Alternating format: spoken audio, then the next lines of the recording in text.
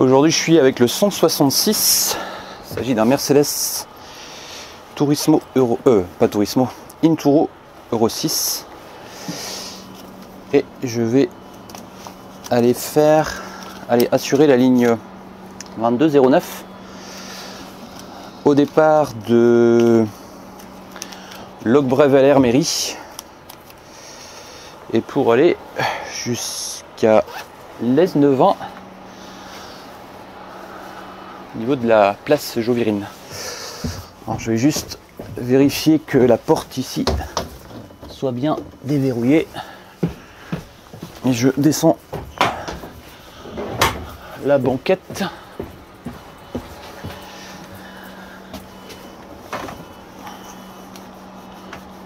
Là, je souffle dans les tuyaux test.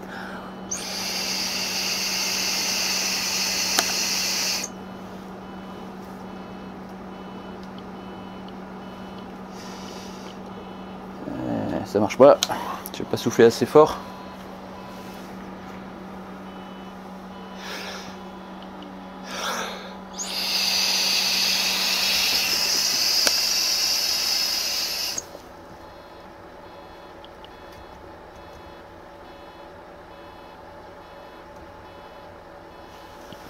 Et là c'est bon. Ah bah, il n'était pas en neutre, ça arrive aussi de temps en temps. Alors les Euro 6, ils ont une particularité, c'est que quand tu lances le moteur, il met du temps à démarrer. C'est assez surprenant au départ. Après, quand tu es habitué, ça le fait. Alors là, ce que je fais, c'est que je vais vérifier ma feuille de route.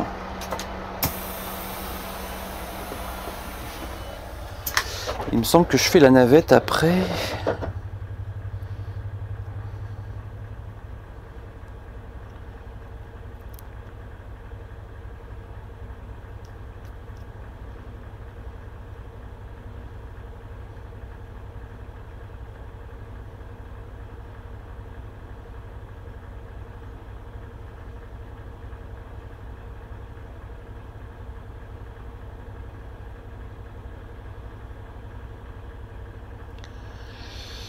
Alors, et je vais en profiter aussi pour vérifier le code girouette en même temps.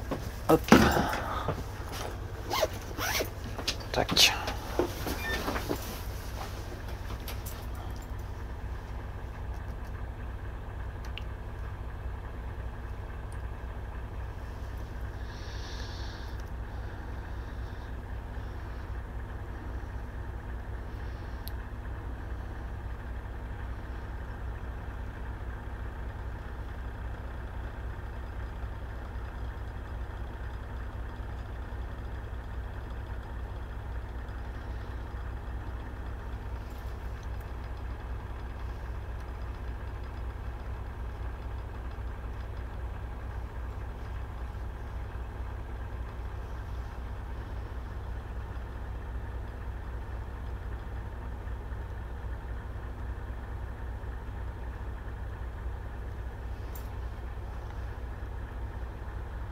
Et normalement, quand j'arrive à la place Jovirine, j'assure ensuite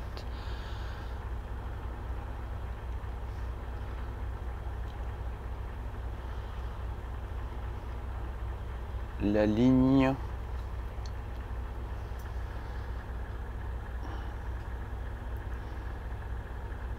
la navette qui fait la MFR.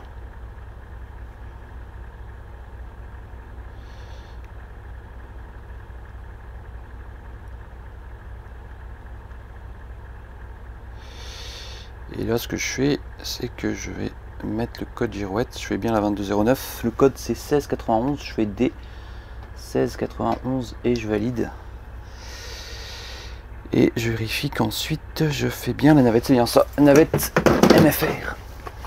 Allez, c'est parti parce que il est déjà pratiquement 7h20. Et il faut plus de 10 minutes pour aller jusqu'à l'arrêt. Hop là.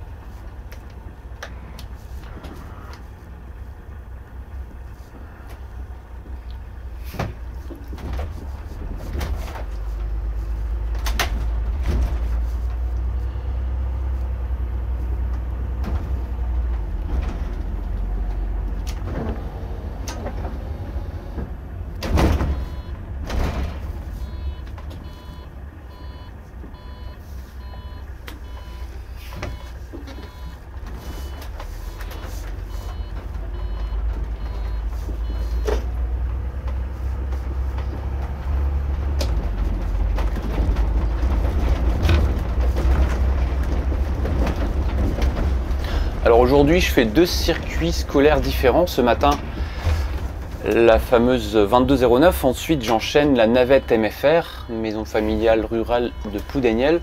Et ce soir je fais la 2653. Ça c'est le service scolaire Lesnevin jusqu'à Saint-Main. Et dans cette vidéo je vais faire une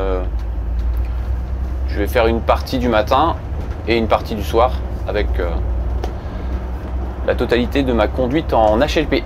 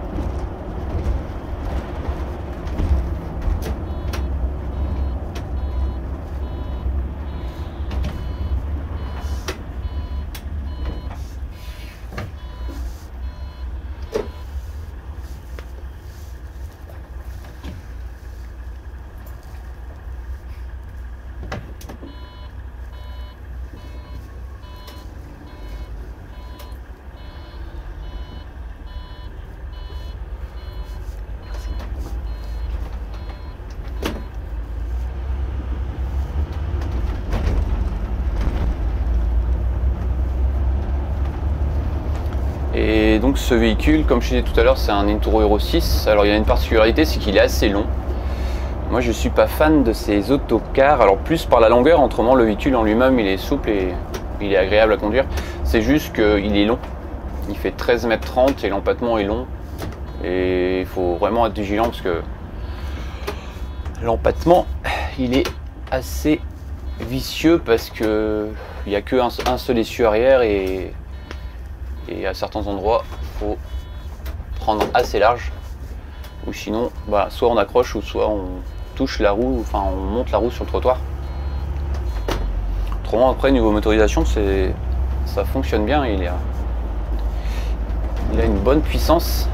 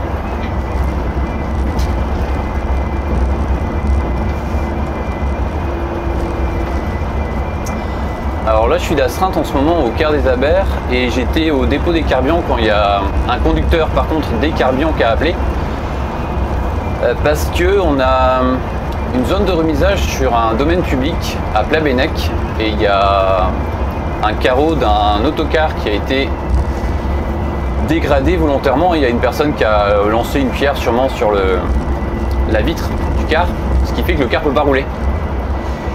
Et ce sont des situations des fois qui arrivent et là, comme j'étais là et qu'en plus je suis d'astreinte au Quart des Abers, j'arrive à connaître les véhicules qui étaient de réserve Et comme on va dire la gare du Lac, ça se fait assez rapidement pour rejoindre le dépôt de l'Anilis, le conducteur est parti là récupérer un quart de réserve au quart des Abers. Alors, il s'agit d'un conducteur Carbian qui est habituellement basé sur le dépôt de l'Es-90, enfin qui est à Plabennec avec son quart à l'extérieur, mais qui autrement est plutôt basé à l'Es-90. Et là c'est des choses aussi, alors celle-là c'est très exceptionnel parce que faut savoir qu'au quart des Abers on a quand même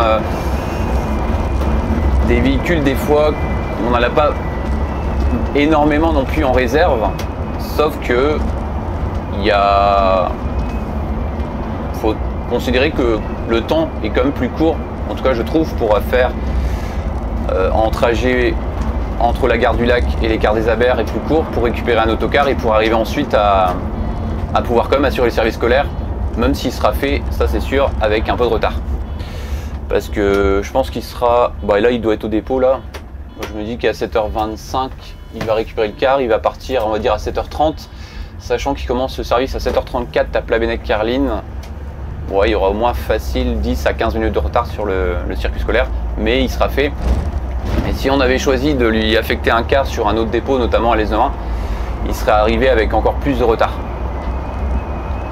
Alors ça c'est une situation exceptionnelle, c'est la première fois à ma connaissance que, en tout cas qu'on dit à un conducteur d'aller récupérer un véhicule sur un autre dépôt d'une autre entreprise, parce que ce sont quand même deux entreprises différentes. Par contre, ce qui arrive assez, alors peut-être pas souvent, peut-être pas assez fréquemment, mais de temps en temps dans l'année, c'est que quand il y a un problème de véhicule où on est assez juste par rapport plus aux pannes mécaniques, nous on a tendance à récupérer des cars, mais on fait nous-mêmes le basculement d'un dépôt à un autre. C'est-à-dire que si on se rend compte qu'il y a trop de cars en panne au quart des Abers, parce que c'est surtout ce qui arrive, c'est que ça nous arrive de récupérer un quart du dépôt de l'Es-90 pour l'amener directement au dépôt de l'Anilis.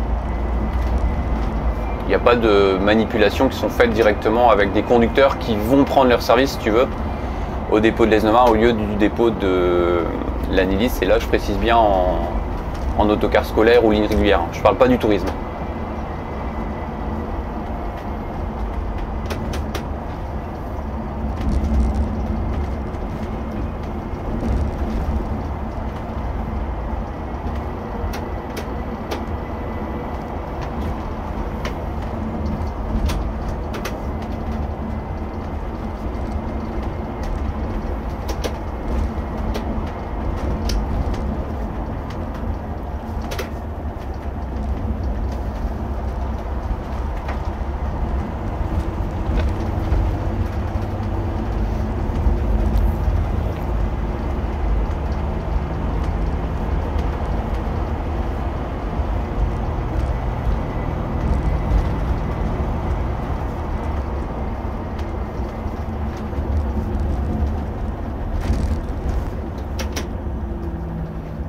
Là on arrive à Locq-Brévalère, on est bien parce qu'il est 7h29 et le départ il est à 7h33.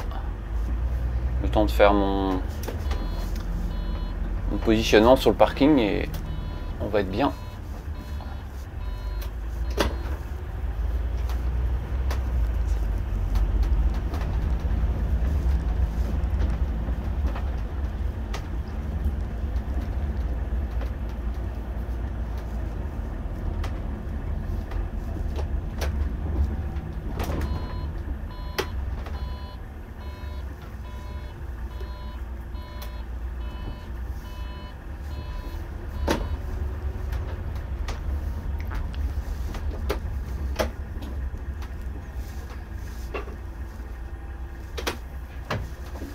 Ici tu vois par exemple je prends plus large que hier, parce que hier j'ai fait ce scolaire aussi parce que je suis avec un véhicule qui est un peu plus long quand même.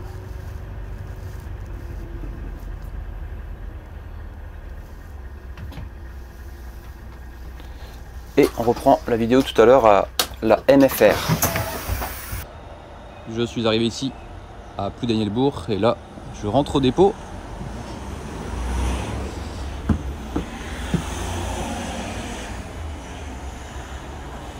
Je te montre une vue d'intérieur Alors ce qui est dommage ici, c'est qu'il n'y a pas de porte-bagages ici et il manque un peu de rideau. J'aime bien avec les rideaux, ça fait quand même plus fini.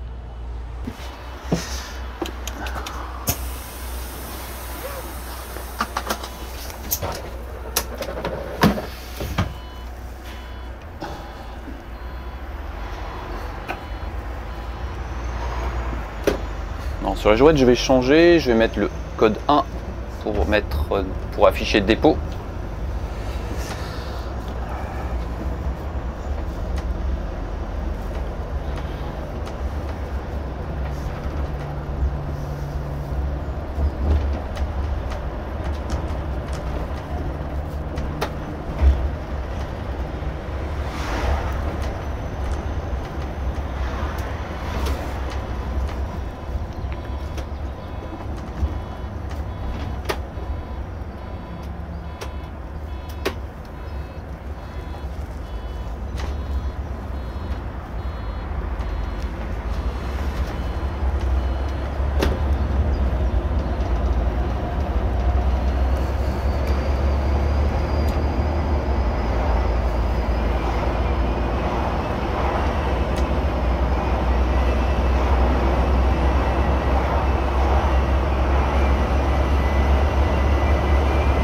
Et ce soir, je vais récupérer, je crois, un autre autocar.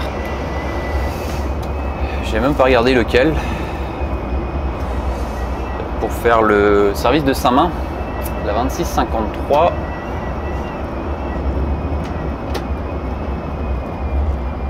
Souvent, ce que j'ai observé, c'est que les véhicules qui font un circuit scolaire le matin avec une personne du bureau et ensuite réutiliser ce véhicule-là pour un service d'une personne qui commence un peu plus tard. Par exemple, ce véhicule-là, le 166, il est attitré à une personne et par rapport à son amplitude, elle ne peut pas faire un circuit le matin pour qu'il y ait une amplitude assez faible, et ce qui fait qu'elle va reprendre à... Alors je vais pas regarder son planning, mais je pense aux alentours de midi, mais par contre qui va terminer assez tard le soir. Et ce qui fait que, de façon générale aussi, au Carbian, il y a plus de cars de réserve le matin par rapport au soir, parce que on a plus de services à assurer le soir par rapport au matin. C'est une particularité, on va dire, du dépôt de l'S91. Et il y a une autre particularité sur, par contre, le dépôt de l'Anilis, c'est que il y a un car en plus le matin, le mardi et le vendredi, parce que on n'assure pas la ligne 2311 entre Pudelmezzo jusqu'à Ghiseni.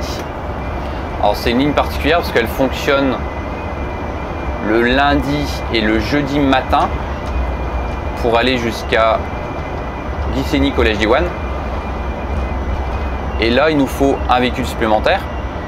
Et par contre, le soir, elle fonctionne le mardi et le vendredi.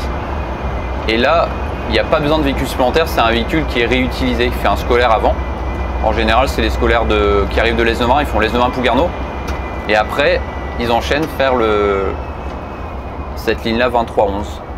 Et c'est une particularité parce qu'au collège Diwan de Ghiseni, ils sont à l'internat sur 2 jours. C'est-à-dire que le lundi, mardi,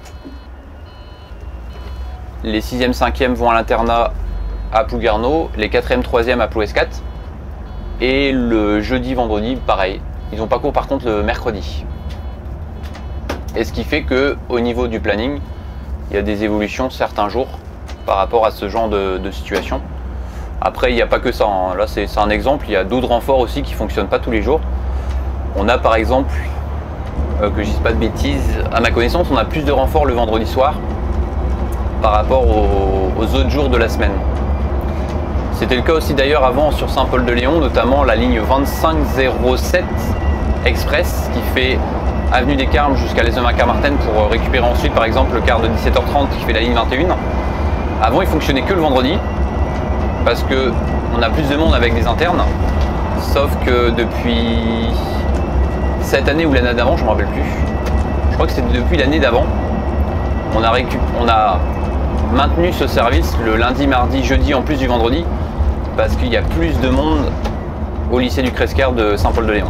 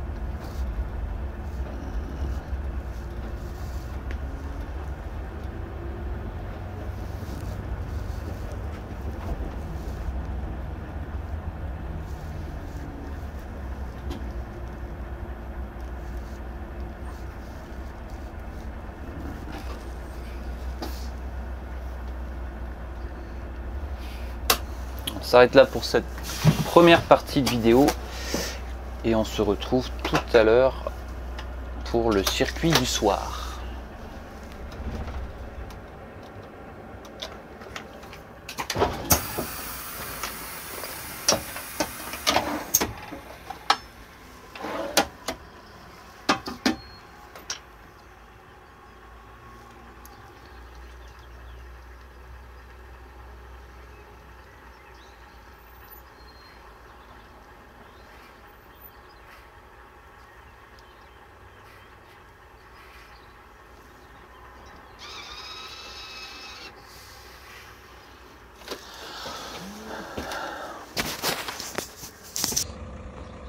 Alors voici la vue extérieure à l'arrivée au terminus de la ligne 25.3. On voit que la girouette frontale ici, latérale plutôt, droite, ne fonctionne bien. Par contre la frontale ne marche plus. Avec le 128, ça arrive de temps en temps, il y a un problème avec ces girouettes spec. Des fois il y a la girouette frontale, des fois la totalité qui ne fonctionne plus. Et là c'est vraiment des petits chemins de campagne.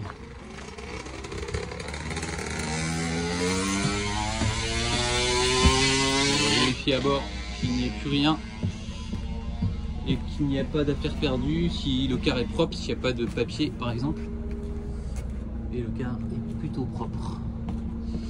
Maintenant on va retourner au dépôt de l'ESNE 20 au Carbion.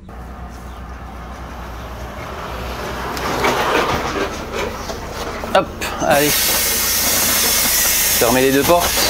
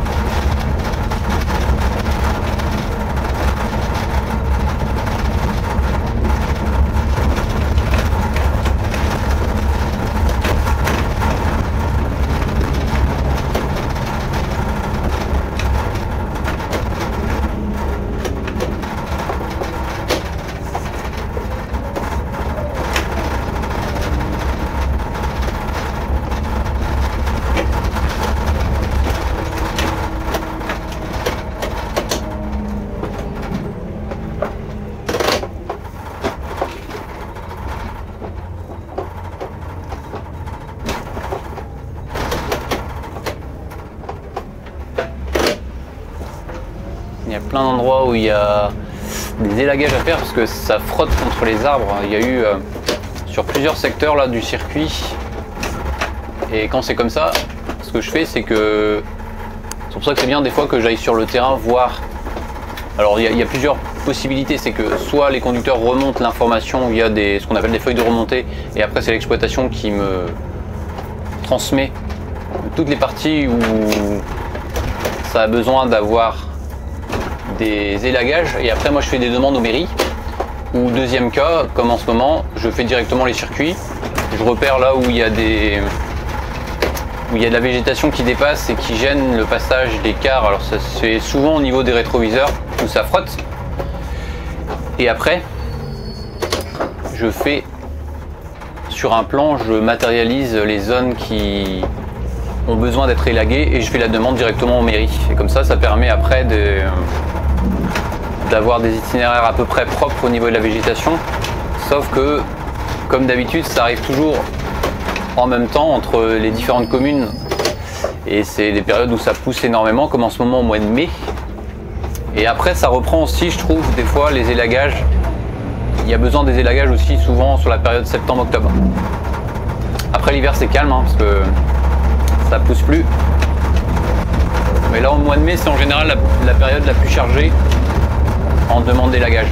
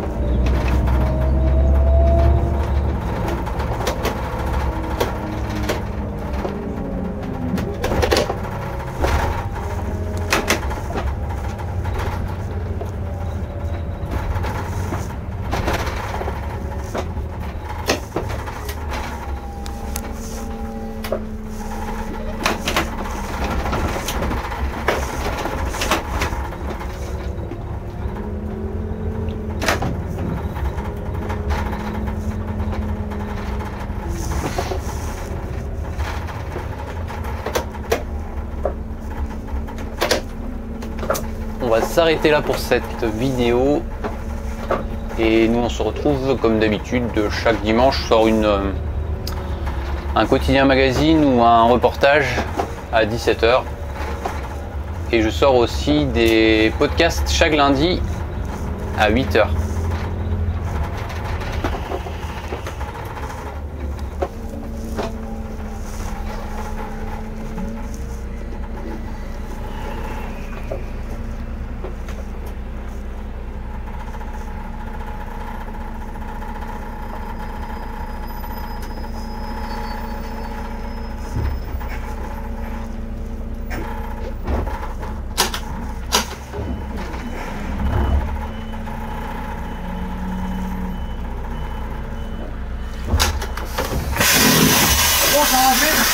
Ouais, ça va, sur les petits trajets ça va. Hein. Sur les petits trajets. Oui. Mais tu vois, quand j'avais fait un scolaire cool, c'était pas trop.